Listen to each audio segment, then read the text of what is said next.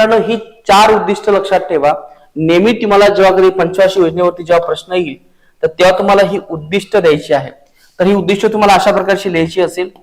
पंचवार्षिक योजना, पंचवार्षिक योजना, आणि याच्यामध्ये असं लिहा. पहिलं उद्दिष्ट आहे आत्मनिर्भरता. ही आपलं महत्वाचं उद्दिष्ट आहे.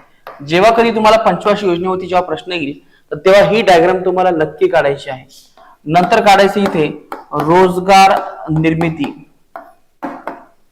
रोजगार निर्मिती. नंतर आहे दारिद्र्य निर्मूलन,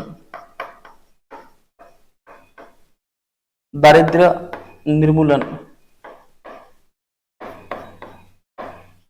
आणि नंतरचं उद्दिष्ट आहे ते आहे सामाजिक न्याय.